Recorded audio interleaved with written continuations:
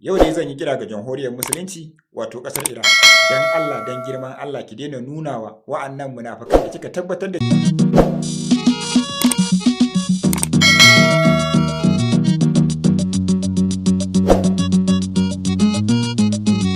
cewa duk duniya a yanzu ba wanda suke so su ga sun kai ƙasa irin ki daina nuna musu irin shirin da kike yi. Jama'a kun ga wannan abubuwan masu kaman sarƙa din nan, to wallahi ba sarƙa bane. Ba sarƙa bane, bumabumai ne wanda ana tunanin cewa duk sarƙa ɗaya da ta tsinka ya yi sama ya je ya samu jirgin ƙasa ya samu abin da yake sama, to zai yi bandejin shi ne ga baki ɗaya sai ya notar da shi. To jama'a wannan abin da kuke gani kamar sarƙa fa ba wata ajiya bane, ba komai bane, bumabumai ne, dubunnan bumabumai ne wanda jamhuriyar musulunci ta bi ta girke a gabaki ɗaya ruwanta wanda ta tabbatar da cewa mallakinta ne, wanda a yanzu haka akwai ɗaruruwan jiragen ƙasar Amerika da na yankin Europe da kuma munafukan ƙasashen Larabawa wanda aka haɗa da su yanzu suna nan ta ko ta ina suna so su tinkari jamhuriyar musulunci wajen yadda za su yi kotsiye, wajen yadda za su yi su yaƙe ta ƙarfin bala'i bayan shiri da suke yi ta ƙasa. To a yau din nan bayan tashin jiragen kasar Amerika da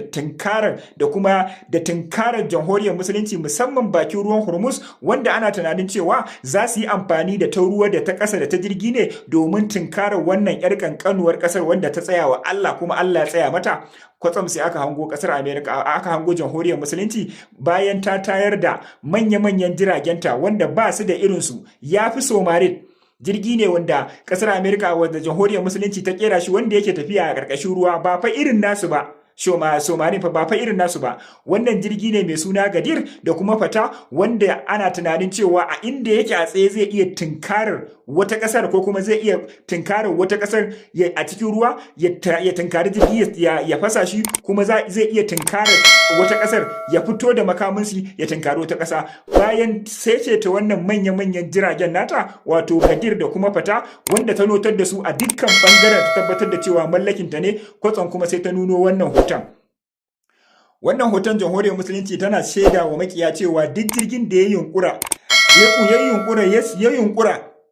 ya shiga yankin ta fa, ko da bata yi amfani da makami ta harbe shi ba, ko kuma bata yi amfani da wa'annan manya-manyan jiragen NATO wanda ta fitar da su yau kuma suka fara yawo a yankin ta ce ko bata yi amfani da su ba, to akwai miliyoyin wa'annan dubunnan wa'annan bama-baman wanda a lokaci da inda suka yi kuskura suka ratsa cikin ruwanta, to za ta yanke wa'annan sarkokin ne wanda already dama a naɗe suke, dannawa kawai za a yi in ɗaya take so, in biyu take so, in dubu take so, to in ma har gitsa ruwan za ta yi gabaki ɗaya, to za ta yi amfani da wa'annan bama-baman ne wajen tarwatsa duk jiragen da ƙasar Amerika ta turo. Jama'a ƙasar Amerika fa tana nan a yanzu haka akwai manya-manyan jirage wanda suna nan a yankin tekun Faransa da kuma yankin tekun Europe da kuma waɗanda suke ƙoƙarin tashi su shigo yankin Middle East nan, wanda ga baki ɗaya babu inda suka dosa irin Hormuz, irin bakin gabar Hormuz, wato yankin ruwan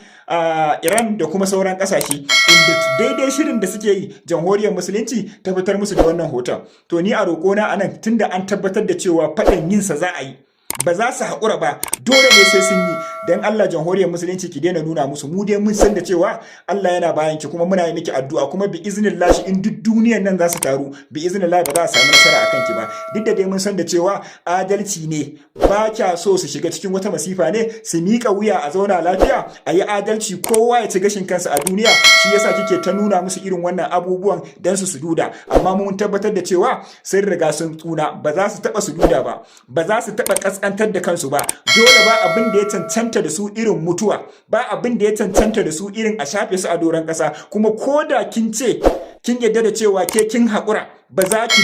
yaƙe su ba, ko da kin nuna musu komai naki, to ki tabbatar da cewa fa sai fa sun gwada. Saboda haka a daina nuna musu irin wannan abubuwan, ya isa. Cikin satin nan sai rubuta musu budget ɗinsu kike yi, sai hargitsa musu tunanin su kike yi, su kuma kullun ƙara shiri suke yi, kullun ƙara fitowa suke yi. To dai ga wani sabon abin da jamhuriyar musulunci ta fitar musu da shi a yau, wanda suna tunanin cewa ana tunanin cewa duk ɗaya idan ta saka sai komin girman jirgi inda yayi sama ya tafi, to sai ta tarwatsa wannan jirgin. To ga baki ɗaya shafin zagayen ruwanta haka yake. Saboda haka ci gaba da addu'a jama'a, komai dai yana iya wakana a cikin 'yan satuttukan nan. Allah ya ɗaukaka musulunci, ya gaskantar da kafirci, ya haɗa kawunan kan musulman duniya ga baki ɗaya, ya nuna mana munafukan musulman